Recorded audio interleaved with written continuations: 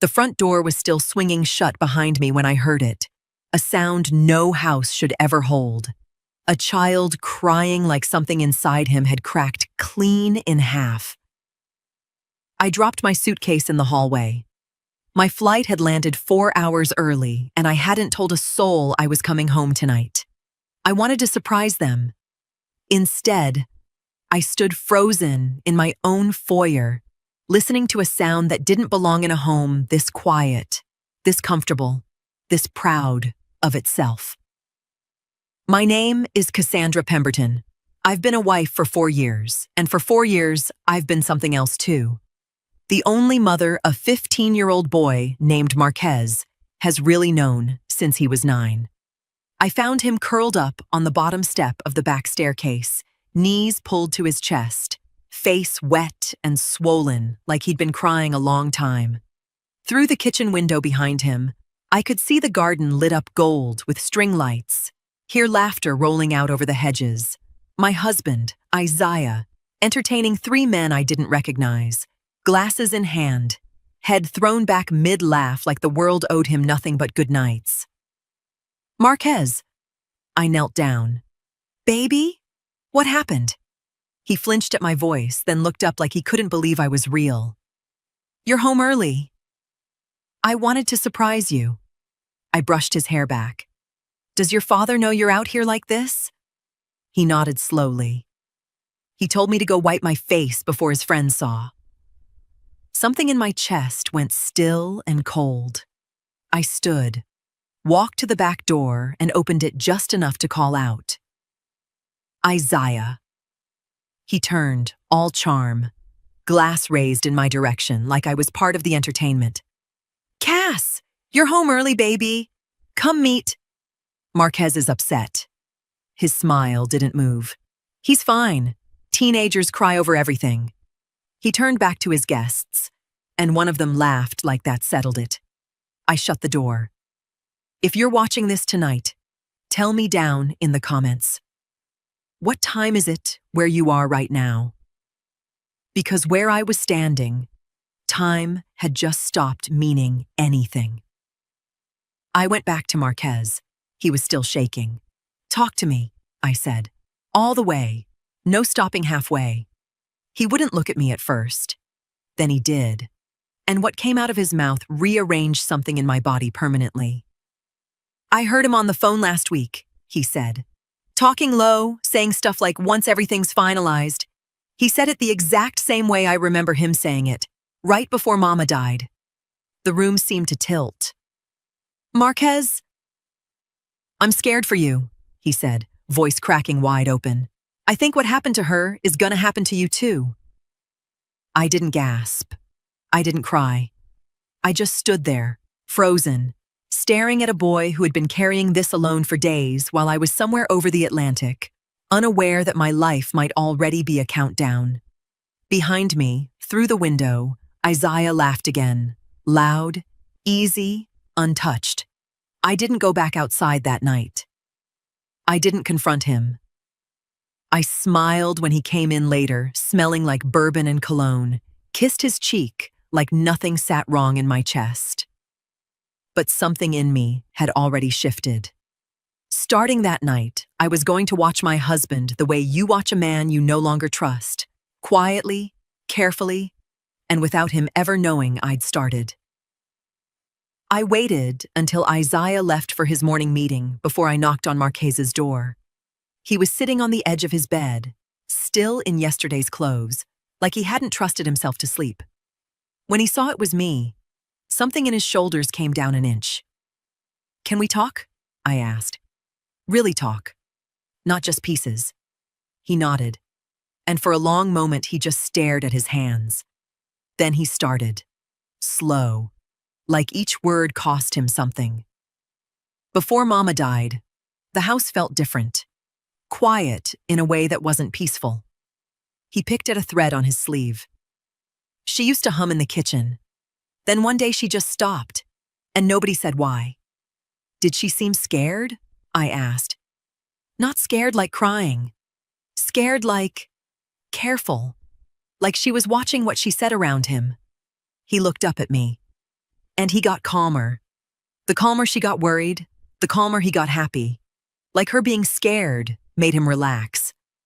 I felt something cold settle low in my stomach. Marquez, that's a lot to carry alone. Nobody asked me anything back then. I was 9. Grown folks just talked around me like I wasn't in the room. His voice cracked. You're the first person who ever asked me what I actually saw. I reached over and took his hand. I'm asking now. He held onto my hand tighter than I expected for a 15-year-old trying to act like he didn't need to. The week before she died, he brought people to the house I never saw again after. Suits.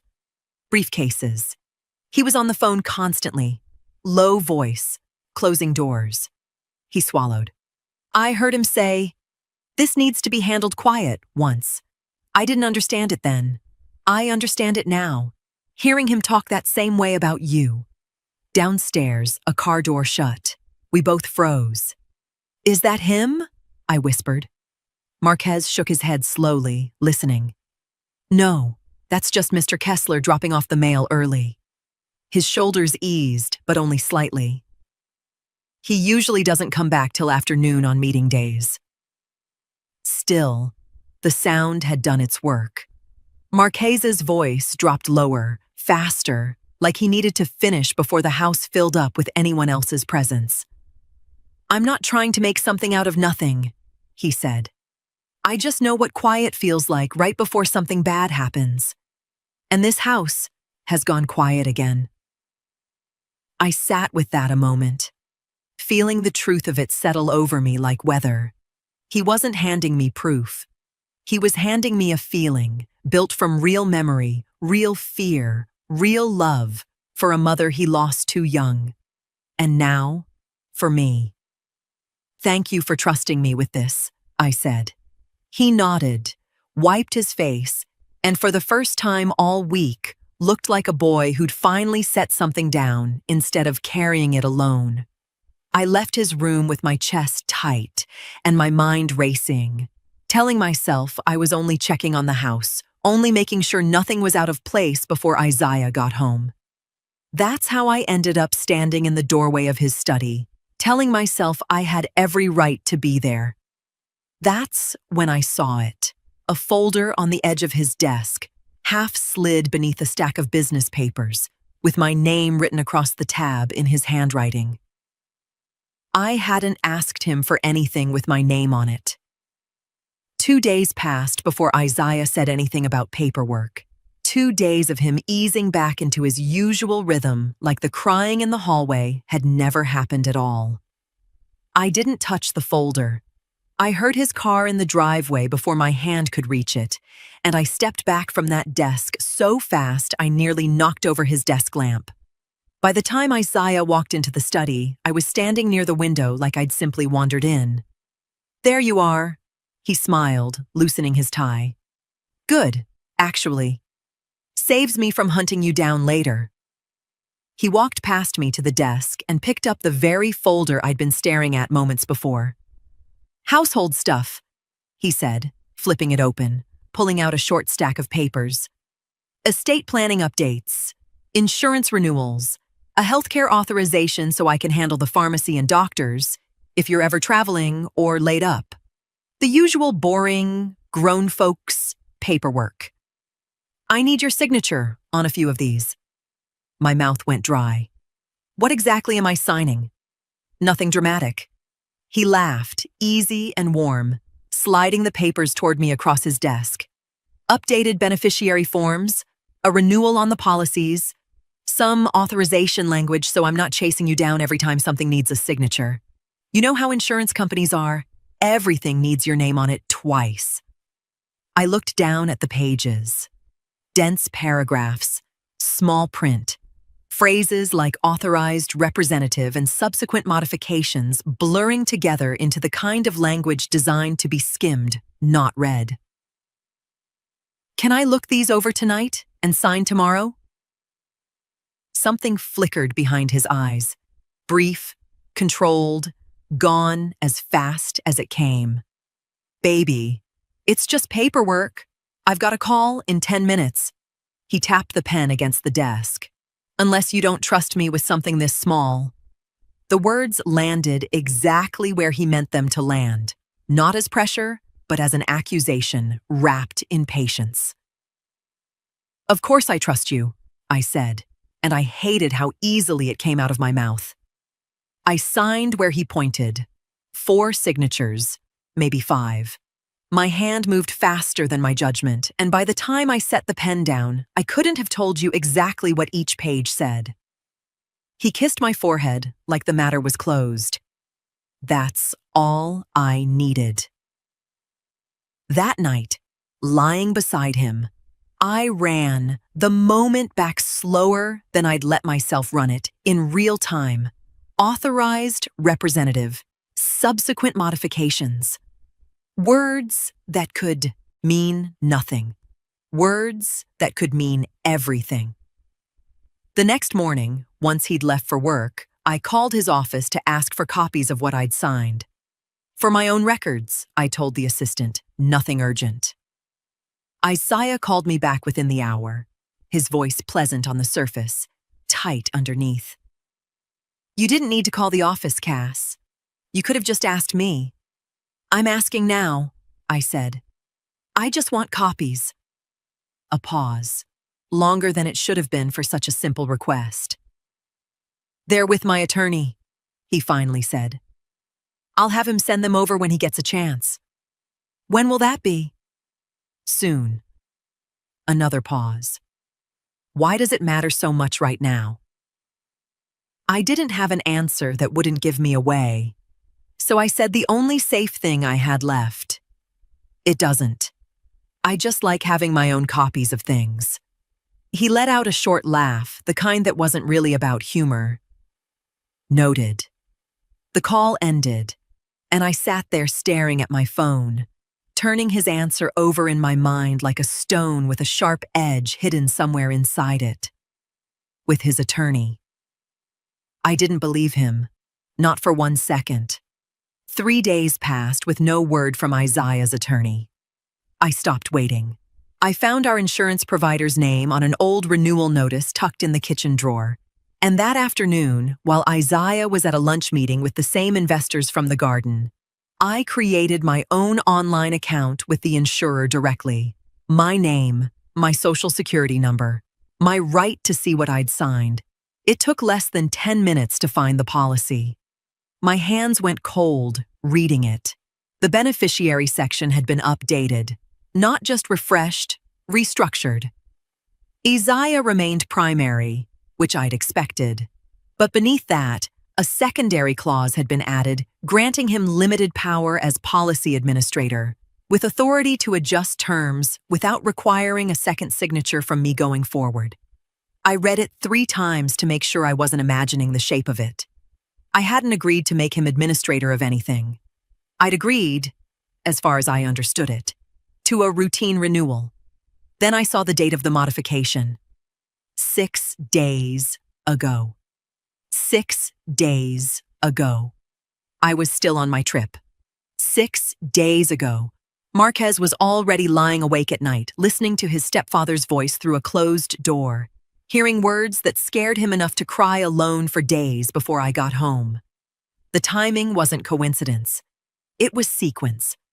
That evening, Isaiah came home in a good mood, tie loosened, humming something under his breath as he poured himself a drink. Investors are close to signing, he said, dropping into the chair across from me.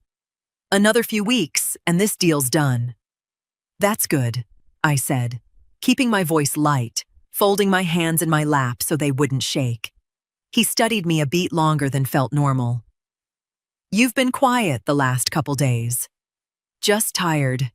Jet lag, probably. He took a slow sip. You didn't go anywhere while I was out today, did you? The question landed too specific to be casual. Not how was your day? Not what did you do? A question aimed directly at my location, my movements, like he already suspected I might have gone somewhere I shouldn't have. Just around the house, I said. Why? No reason. He smiled, but it didn't quite reach the rest of his face. Just making conversation.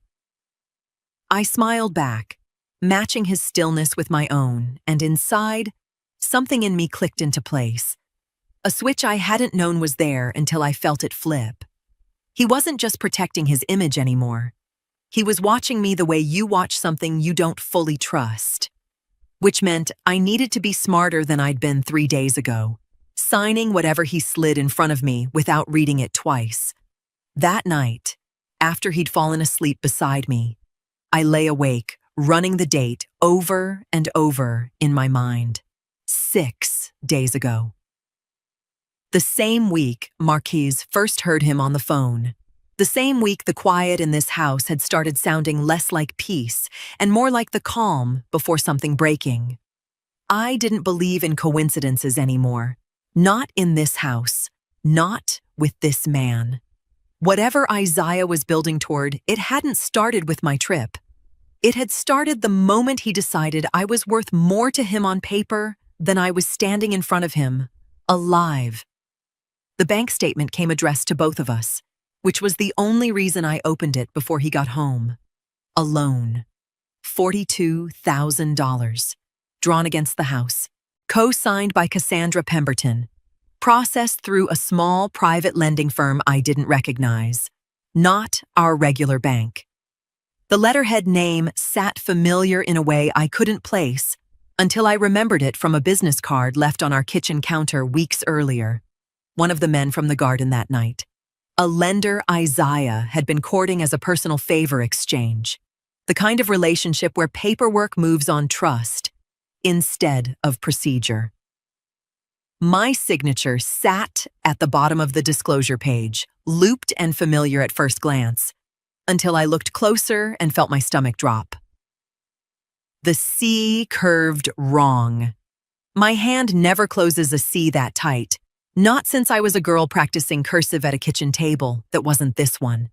And nowhere on the page was there a notary stamp, the kind I remembered signing in front of when we refinanced years ago. No witness, no verification call logged, nothing but a rushed approval between men who called each other by first name.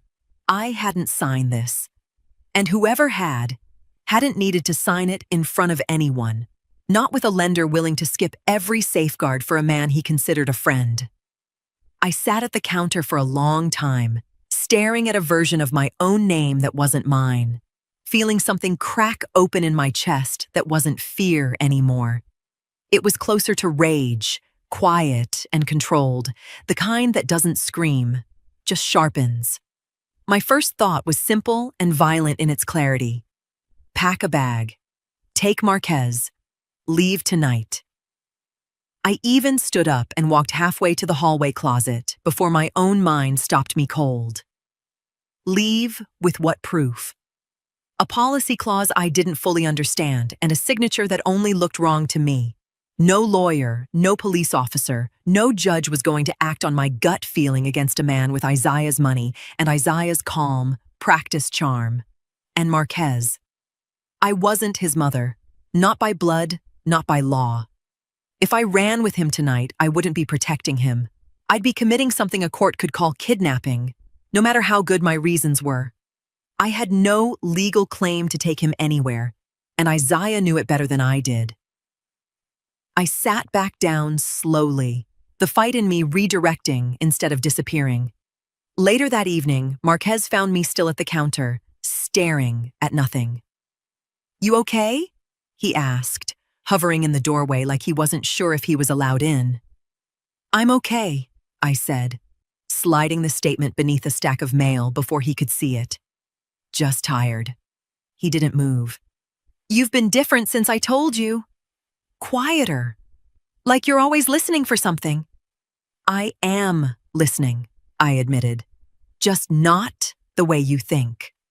"Are you gonna leave him?" The question hit harder coming from a 15-year-old than it would have from anyone else. "Not yet," I said carefully. "Leaving without proof would just make things worse for both of us. I need to understand what I'm dealing with first." He studied me, older in his eyes than his age should have allowed. "Like Mama should have." Like your mama didn't have time to? I said gently. I do. And I'm not wasting it. That night, after the house went quiet, I sat in the dark with my laptop and typed Isaiah's full name into a search bar for the first time in 4 years of marriage. Not out of curiosity, but out of necessity. I wasn't looking for gossip. I was looking for a pattern.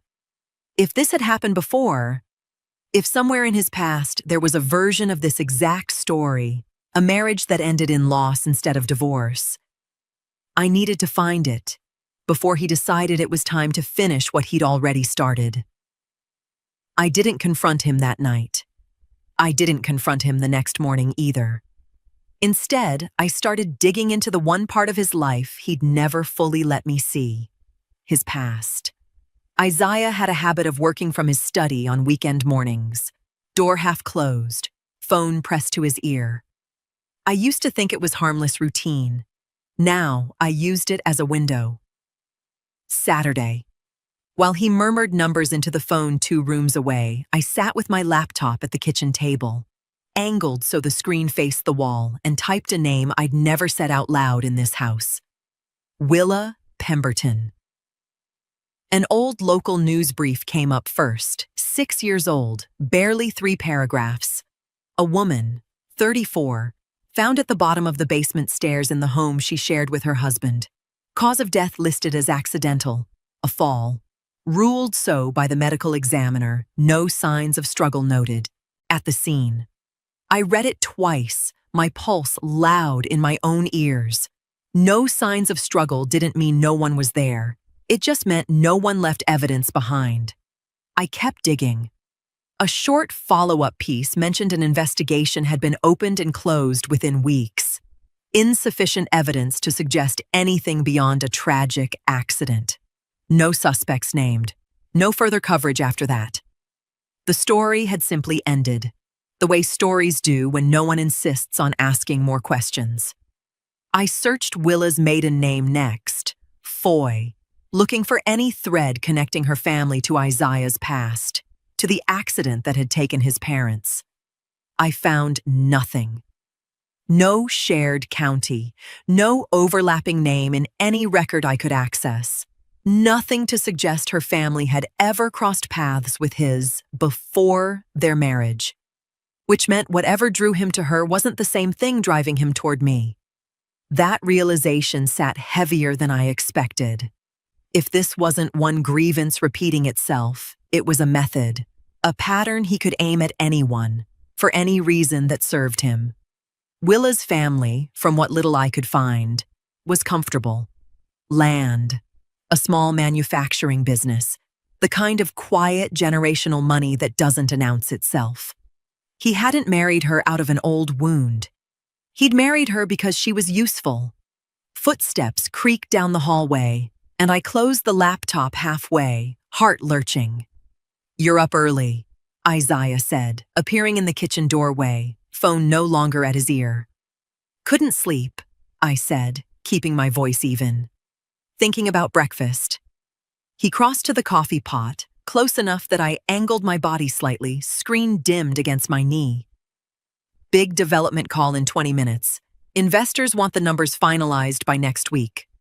"That's exciting," I said, and meant none of it. He poured his coffee, glanced at me a second longer than necessary, then disappeared back down the hall. I exhaled slowly and opened the laptop again, this time searching something more specific. Willa's life insurance, if any public probate filing existed. It took longer, but I found a small mention buried in an old court record. A policy payout processed within 6 weeks of her death. 6 weeks. Fast. Faster than most claims move, especially ones tied to an open investigation. However brief. I sat back, staring at the number on the screen, feeling the shape of something ugly settle into place. An accident doesn't usually get compensated that quickly. A well-prepared claim does. I found the medical examiner's summary 2 days later, buried in a public court filing tied to the brief investigation into Willa's death. Most of it read exactly like the news brief had. Blunt force trauma consistent with a fall, no toxicology flags, no forced entry. Ordinary tragedy, filed and closed. But one line stopped me cold. The bruising pattern noted on her forearms was described as atypical for a single unwitnessed fall, then, just as quickly, dismissed in the very next sentence as not inconsistent with catching herself during descent. Not inconsistent. That phrase sat wrong in my mouth. It wasn't proof of anything. It was the sound of someone choosing the explanation that closed a file instead of the one that opened new questions. I thought about Marquez, 9 years old, somewhere in that house the night it happened, and my throat tightened around something I couldn't swallow. I sat back from the laptop and let myself think clearly for the first time in days. Willa's family had no connection to Isaiah's parents, no old grievance, nothing tying her to whatever wound he carried from his childhood. Whatever made him choose her, it wasn't grief. It wasn't a debt he believed she owed him. It was simply that she was available and comfortable and useful. That should have made me feel safer, somehow. Proof that I wasn't caught in some singular, decades-old obsession aimed only at me. Instead, it terrified me more. If this wasn't about one grudge, it was a method, repeatable, patient, aimed at whoever fit the profile he needed at the time, which meant I wasn't special to him at all. I was simply next. I closed the laptop and sat with that for a long moment, feeling something in me go very still and very cold. The kind of stillness that doesn't shake anymore because it's already decided something. That evening, looking for anything else the public records might hold, I searched an old storage facility Isaiah still paid rent on, a detail I only knew because I'd once seen the auto payment on our joint statement and assumed it held nothing more than old furniture. I found a digitized index of a decades-old civil filing instead, one that had nothing to do with Willa at all. A wrongful death case. Names I didn't recognize as parties to the suit, and then, near the bottom, listed as an involved party in the original accident report attached to the file. 2 names that made my stomach drop before I even understood why. Raymond and Odette Pemberton. His parents. I sat frozen, staring at names I'd never once heard him say aloud in 4 years of marriage. He'd told me once, briefly, dismissively, that his parents died in a car accident when he was young. Nothing more. No details, no grief shared, no photographs in the house. Now, here they were, tied to an old case file I'd stumbled onto by accident, decades before Willa, decades before me. Down the hall, I heard his study door open. "Cass," he called. Voice level, but something in it new. A note of checking rather than calling.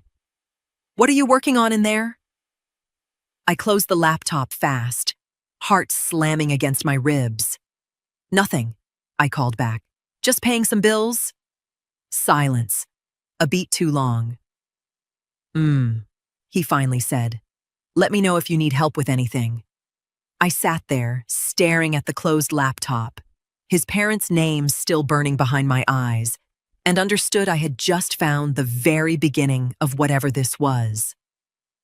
Isaiah left for a 2-day site visit out of state, and for the first time in months, the house belonged to me. I waited until his car cleared the driveway before I went into his study.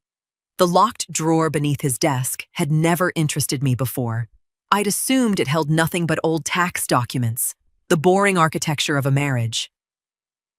That morning, I found the spare key in the junk drawer where I'd once seen him toss it, half forgotten, and told myself I was only checking. Just checking. Inside, beneath a stack of business contracts, sat a thin, water-stained folder that looked older than everything else in that drawer combined. The edges were soft with age, the ink faded to brown in places. A police accident report. Decades old. I sat down slowly and opened it. The report documented a two-vehicle collision on a rain-slicked overpass, a delivery truck losing control, crossing the median, striking a smaller vehicle head-on. 2 fatalities listed: Raymond Pemberton and Odette Pemberton, his parents. Beneath the report, clipped with a rusted paperclip, sat a supplemental insurance investigator's file. Follow-up documentation gathering witness accounts for the trucking company's liability claim. My hands weren't quite steady turning the pages. Most of it was procedural, dry, the language of people paid to be precise rather than kind. Then I reached a single witness statement, typed on a form that looked like it hadn't been touched in 30 years. A man who'd been driving behind the truck that night, close enough to see it happen, had pulled over and given a statement to the responding officer. He described the tire blowing, the truck fishtailing, the smaller car with nowhere to go. Nothing more than an account of what he'd witnessed. No fault assigned to him, no benefit gained. Just a stranger doing the decent thing by stopping. I looked at the name typed at the bottom of the statement, and everything in me went still. Booker Braxton. My father's name. I read it again, certain I'd misread it. Certain grief and exhaustion were playing tricks on tired eyes at 10 in the morning in an empty house. But it stayed exactly the same the third time. And the fourth.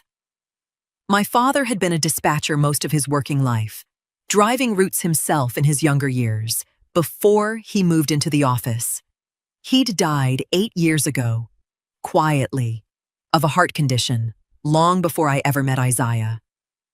He'd never once mentioned witnessing an accident that killed 2 strangers on a rain-soaked overpass. Why would he? To him, it likely hadn't been anything more than an afternoon he stopped to do the right thing and then went on with his life. But somewhere, in a house I now lived in, my husband had kept that statement for decades, folded and reread so many times, the creases had gone soft as cloth. Why would a grown man hold on to a stranger's witness statement from his parents' accident for 30 years, unless that stranger had stopped being a stranger to him a long time ago? Unless, in his mind, that name had come to mean something it was never meant to mean. I sat there in his study, my father's name staring up at me from a page that had nothing to do with fault, nothing to do with blame, nothing but a man doing the decent thing on a bad night. And somehow, impossibly, it had led straight back to me. I made myself read the rest of the file before I let myself feel anything. The investigator's notes, dry and procedural, confirmed what the statement itself already suggested. My father had been driving home from a late shift, 3 car lengths behind the delivery truck when the tire blew.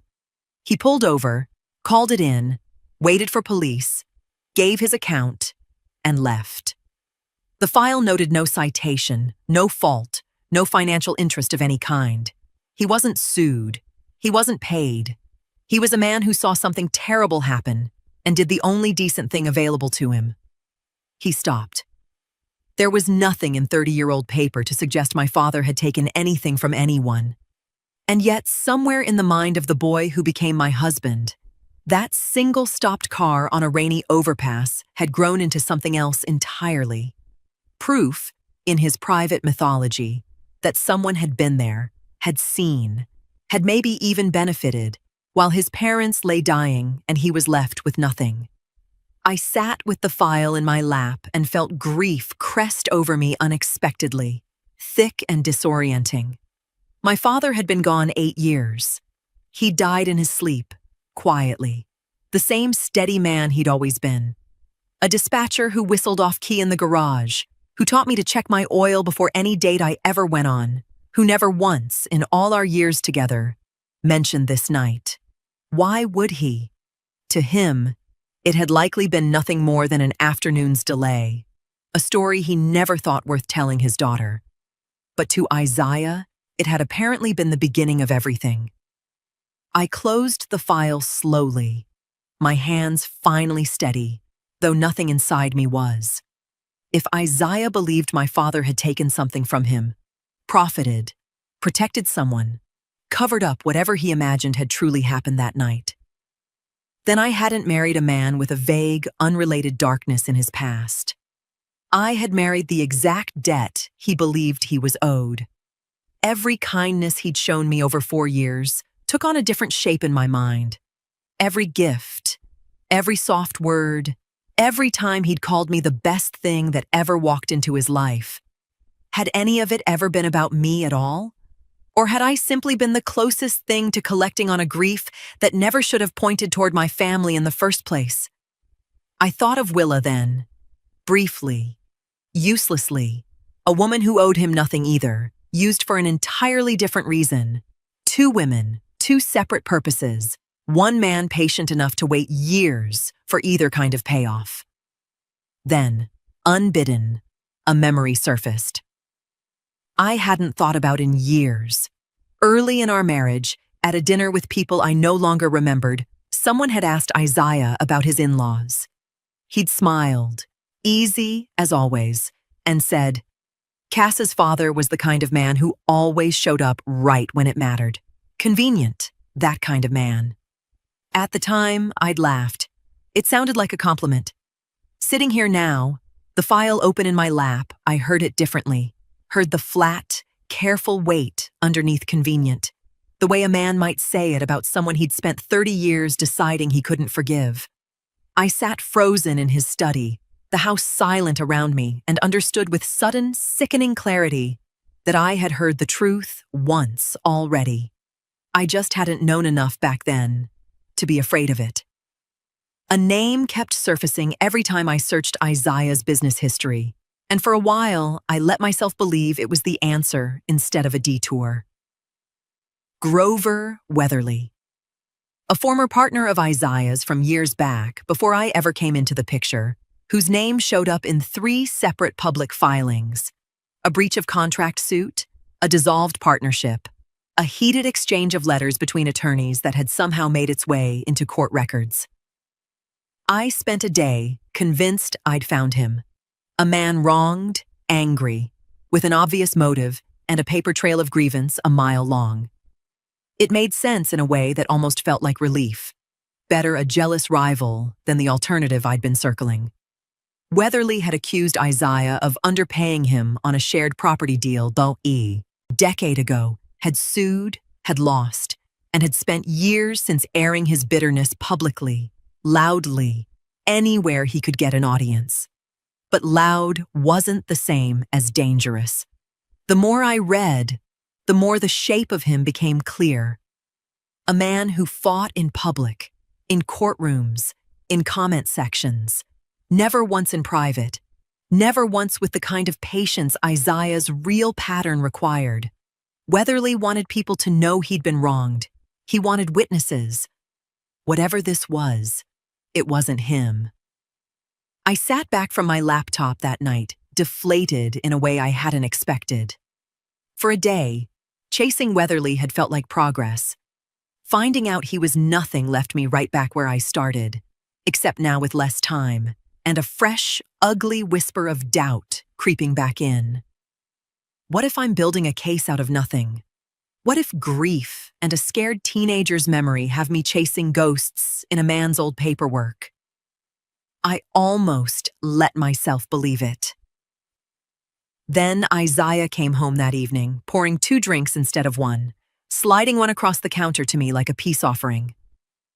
"Big day," he said, loosening his collar. "Investors signed off on the framework. We're moving into contracts next." "That's wonderful," I said, and meant it just enough to sound convincing. He took a slow sip, watching me over the rim of his glass.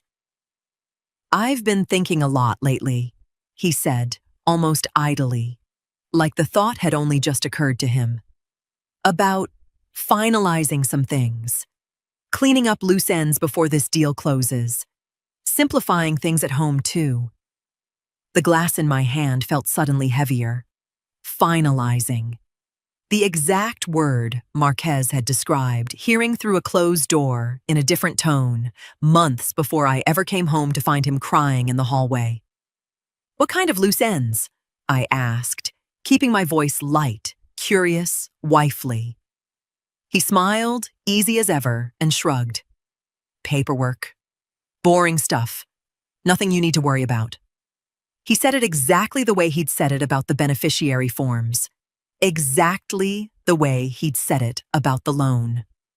I smiled back, sipped my drink, and felt every ounce of doubt I'd let myself entertain over Grover Weatherly burn away in an instant. Whatever Isaiah was finalizing, it had nothing to do with old business rivals. It had everything to do with me. I told Isaiah I had a dentist appointment. He didn't ask which one, didn't ask why I needed 2 hours for a cleaning.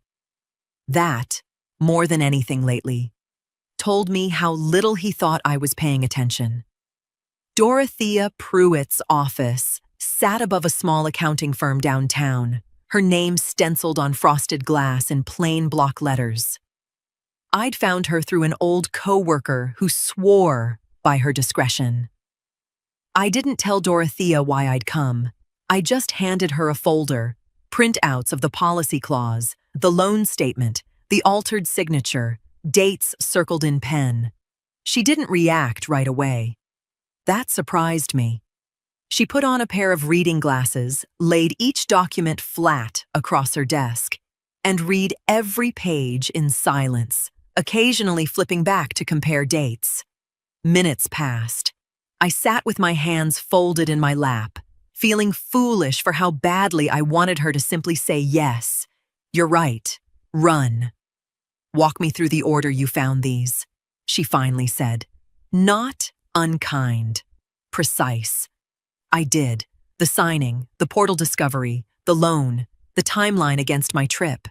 She stopped me twice to ask exact dates, cross-checking them against the documents in front of her. "You're certain this signature is altered?" she said, tapping the loan disclosure. "Not just unfamiliar to you in the moment." "I've signed my name thousands of times," I said. "That C isn't mine." She made a note, still giving nothing away. "And the beneficiary clause? You didn't understand the administrator language when you signed it." No. I understood renewal. I didn't understand I was signing away control.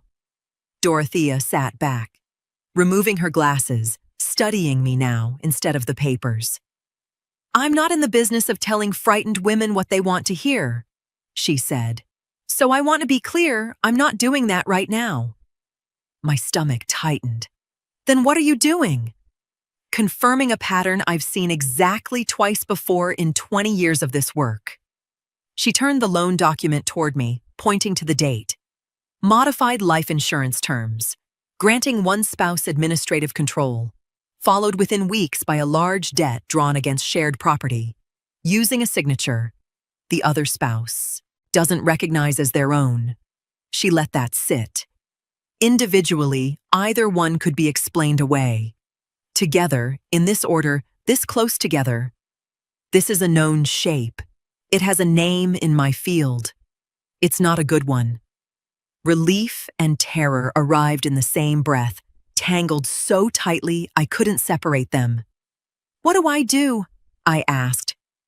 "You don't confront him," she said immediately. "Not with what you have. Confrontation gives him time to cover tracks he hasn't finished covering yet." She slid the folder back toward me, then stopped, keeping one hand flat on top of it. "This isn't something I can help you manage quietly anymore, Cassandra. Financial irregularities are my expertise. What you're describing, the pattern of a possible prior death dressed as accidental, that's not mine to handle." "So what is?" She held my eyes, steady, unflinching. "This needs to go to law enforcement. Today, if you can manage it. Not next week. Not once you've thought it over." I sat in that chair, feeling the last thread of doubt I'd been holding on to finally give way. I wasn't imagining any of it. Detective Marsh Calloway took my folder without theater. the way a man takes something he's seen the shape of before. Dorothea had made the call herself, vouching for me in a tone that carried weight I didn't fully understand until I watched him listen. He asked the same kinds of questions Dorothea had: dates, order of discovery, whether I'd told Isaiah anything. When I said no, he nodded like that was the right answer. "Keep it that way," he said. "Whatever you're building at home, we build better with him not knowing it's happening." So I learned to live two lives inside one house. I kept the original documents with Dorothea's office, locked in her firm's file room, out of reach of anything happening under my own roof. At home, I kept only a single backup: photographs of the file from his study, the loan statement, the policy printout, saved inside a password-locked note on an old tablet Marquez no longer used. The device itself hidden inside a small fireproof document box I'd bought and tucked behind the water heater in the garage, a corner of the house Isaiah never had reason to touch. For 11 days, it worked. On the 12th, I came home from dropping documents with Dorothea's office to find the garage door standing open, and Isaiah crouched near the water heater, one hand resting on the very box, holding everything I'd been hiding. My whole body went cold in an instant. "Looking for something?" I asked, keeping my voice light, setting my purse down like my heart wasn't slamming against my ribs. "Water heater's making a noise," Isaiah said, not looking up. "Thought I'd check the pilot light before it turns into a real problem." He reached toward the box. I crossed the room fast enough that it might have looked casual, kneeling beside him, sliding the box back before his fingers found the latch. "That's just old receipts and warranty paperwork," I said. "I've been meaning to shred half of it. Let me move it out of your way." I lifted the box against my hip as I spoke, angling it so the weight of it read as boring rather than guarded. Isaiah watched me a beat too long. "You've gotten particular about paperwork lately." "Somebody has to keep track of something in this house," I said, forcing lightness into my voice. "I like knowing where things are." It was true enough to sound believable. It was also, I realized as I said it, exactly the kind of small, careful sentence Willa might have said once, before whatever shifted in her house shifted permanently. Isaiah stood, brushing off his knees, something unreadable passing behind his eyes. "I'll call someone about the water heater myself," he said. "Save you the trouble." "I don't mind." "I know you don't." He held my gaze a moment longer than comfort allowed. "You've minded a lot of things lately, though. Little things. I've noticed." My pulse spiked, but I kept my face still. "I don't know what you mean." "Neither do I yet," he said, almost pleasant, almost warm. "But I will." He walked back toward the house, footsteps unhurried, and I stood there holding a box full of the exact evidence that could end him, watching the back of a man who had just told me, plainly, that he'd started watching me the same way I'd been watching him. Detective Calloway called me from a number I didn't recognize, which was, he explained, the point. "We looked at Willa, Pemberton's file from 6 years ago," he said. "Original investigation wasn't sloppy.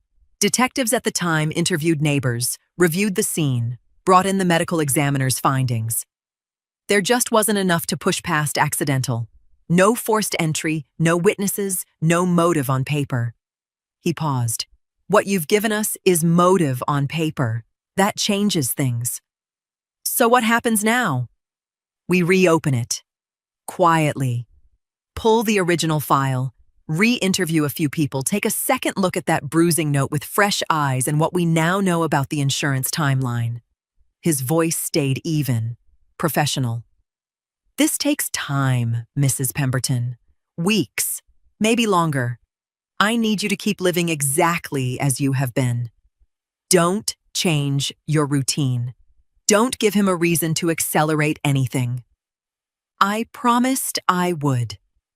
I did not tell him how hard that promise had already become. Isaiah had grown strange in the days since the closet, in ways I couldn't name to a detective without sounding like a woman spiraling. He'd started coming home earlier, unannounced, the way I once had. He asked about my day in a tone that sounded like an inventory rather than curiosity, where I'd been, who I'd spoken to, whether I'd used the car.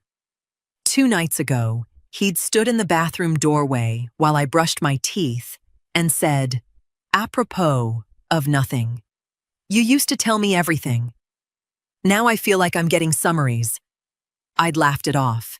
He hadn't laughed with me. Tonight, he came home holding his phone loosely at his side, jaw tight in a way that didn't match his usual polish. "Cass?" He said my name like a door closing. "Sit down a minute." I sat, keeping my hands still in my lap, willing my face into something unbothered. "I got a strange call today," he said, "from an old business contact. Said someone's been asking around about Willa. Old case, old questions. Out of nowhere." He watched me carefully. "You wouldn't know anything about that, would you?" My heart slammed once, hard, before I forced it level. "Why would I know anything about that?" "That's what I'm asking you." "Isaiah, I don't understand what you think I have to do with an old case involving your first wife." I kept my voice steady, wounded even, the tone of a woman confused rather than caught. "Is this about me not telling you every detail of my day? Because that feels like a strange leap." He studied me for a long, silent moment, something calculating moving behind his eyes. The same stillness Marquez had once described, the calm that used to arrive right before things got worse for someone in this house. "Maybe it's nothing," he finally said. "You've just been different lately. Quiet. Careful. Like you're choosing your words before you say them." "I'm always careful with you," I said. "You've just never noticed before." It landed exactly where I meant it to. Not quite an accusation, not quite a confession. Close enough to true that it didn't feel like a lie. He didn't respond right away. He just kept looking at me the way you look at something you're no longer sure you fully understand. And for the first time since I'd married him, I watched a crack of real uncertainty move across my husband's face. 3 weeks passed like a held breath. I moved through those weeks the way Detective Calloway asked me to. Routine unchanged, voice steady, dinner on the table, nothing in my face to suggest the walls around Isaiah were closing in one confirmed detail at a time. Dorothea's contact verified the loan had gone through a small private lender Isaiah had personal ties to, one that skipped the notarization a standard bank would have required, and that the signature on file had been produced using a stored digital template, not my hand. The insurance company confirmed the administrator clause had been added without a required secondary verification call, a compliance failure they were now, quietly, terrified about. And Willa's case, reopened, turned up a neighbor who'd once mentioned overhearing raised voices the night she died. A detail dismissed 6 years ago as unreliable, now weighed differently against everything else. Then came the piece that changed everything. Calloway pulled the refill history on my blood pressure medication and found it had been picked up twice that month from a pharmacy across town I'd never used. Under an authorization Isaiah had quietly added himself months earlier as my listed caregiver. A lab comparison on the most recent bottle in our medicine cabinet showed a dosage nearly triple what my doctor had ever prescribed. Enough, the toxicologist said plainly, to cause a fatal cardiac event in someone with no history of heart trouble, made to look like a tragic, unexplained collapse. I hadn't felt sick. I hadn't taken that refill yet. But the bottle was sitting in my cabinet, waiting. Isaiah sensed the weight of it without understanding its shape. He grew quieter at home, watchful in a way that had lost its old confidence. Twice, I caught him standing in his study doorway, staring at nothing, like a man recalculating a plan that no longer added up the way it used to. The final piece came together the morning of his investor signing, the deal he'd spent months building, the one meant to crown everything he'd been quietly assembling around me. I wasn't supposed to be there, but Dorothea had asked me to come, gently, the way you ask someone to witness something they've earned the right to see. The hotel ballroom downtown was full of the same kind of men who'd once laughed in our garden. Press suits, easy handshakes, champagne poured before noon. Isaiah stood at the head of the room, mid-sentence, thanking his partners for their trust, when the doors opened and Detective Calloway walked in with two uniformed officers behind him. The room went silent in stages, the way rooms do when they sense something is wrong before they understand what. "Isaiah Pemberton," Calloway said, voice carrying easily across the marble floor. "You're under arrest for the murder of Willa Pemberton and the attempted murder of Cassandra Pemberton." For one full second, Isaiah didn't move.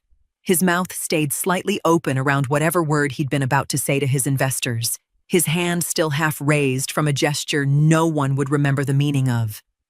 Then his composure, the same composure he'd spent his whole life constructing, simply came apart. "This is a mistake," he said, voice rising, reaching for the calm that had always worked before. "Cass, tell them this is insane." I stood near the back of the room, and for the first time in 4 years, I let him see my face without softening a single line of it. I said nothing. That silence did more than any accusation could have. They led him out past tables of untouched champagne, past men who would spend the rest of the week pretending they'd always sensed something was off about him, past the wreckage of an image he'd spent 30 years building, on a debt that was never real. I didn't feel triumphant watching him go. I felt hollowed out, scraped clean of something I hadn't realized I was still carrying until it finally left me. Marquez was waiting for me outside, sitting on the hotel steps where I'd asked him to stay, his knees pulled up the same way they'd been the night this all started. "Is it over?" he asked. I sat down beside him, wrapping an arm around his shoulders. "The part where he hurts anyone else is over," I said. "What comes next? The trial, all of it. That's going to take a while." He leaned into me, quiet, and for the first time in longer than I could remember, the silence between us held nothing but relief. The trial took 11 months, longer than either Dorothea or Detective Calloway had promised, but shorter than the years Isaiah had spent building the life he lost inside that courtroom. I testified twice, once about the documents, once about the file I'd found in his study, my father's name still sitting crooked in my memory every time I said it aloud. The prosecutor walked the jury through all of it slowly. The altered signature, the beneficiary clause, the insurance payout timeline from Willa's death, and finally, the neighbor who'd once heard raised voices and been dismissed, now believed. Isaiah sat through all of it in a gray suit that had lost its old sharpness, watching the proceedings with the same stillness Marquez had once described to me. The calm that used to arrive right before something broke. He never took the stand. His attorney tried, near the end, to frame him as a grieving orphan who'd simply made poor financial choices, a man misunderstood rather than dangerous. The jury didn't take long to disagree. Guilty. Murder in Willa's case. Attempted murder in mine. Life imprisonment. No possibility of parole. I didn't cry when the verdict came. I'd already done my crying, months earlier, alone in Dorothea's office the day she first told me the shape of what I was looking at. What I felt in the courtroom was quieter than tears. Something closer to a held door finally closing. Marquez sat beside me through the whole reading. 16 now. Taller than he'd been the night I found him crying on the back stairs. When the judge finished speaking, He exhaled like he'd been holding that breath since he was 9 years old. "It's really over," he said, not quite a question. "It's really over," I told him. We didn't go back to that house. Dorothea helped me untangle what remained of the finances Isaiah had spent years quietly rearranging. And what was left, once the loan was voided and the fraudulent policy unwound, was enough to start smaller and honest somewhere new. I filed for legal guardianship of Marquez the same month the trial ended, formalizing in law what had already been true in every way that mattered for years. Some evenings now, I catch him humming in the kitchen the way his mother used to, a detail he only shared with me long after the trial ended. Once he trusted the quiet in our new home wasn't hiding anything. I think sometimes about the boy Isaiah must have been, once, before grief calcified into something so certain it could survive 30 years without ever being questioned. I don't excuse what he became, but I understand now how a wound left unexamined can grow into a debt. A person spends a lifetime trying to collect from people who never owed him anything at all. My father never knew his name had been carried inside another man's grief for 3 decades. He never knew a single decent thing he did on a rainy night would one day reach forward and nearly cost his daughter everything. He also never knew it would be his daughter who finally closed the file for good. He spent his whole life chasing a debt that was never owed him. In the end, the only thing he paid in full was his freedom.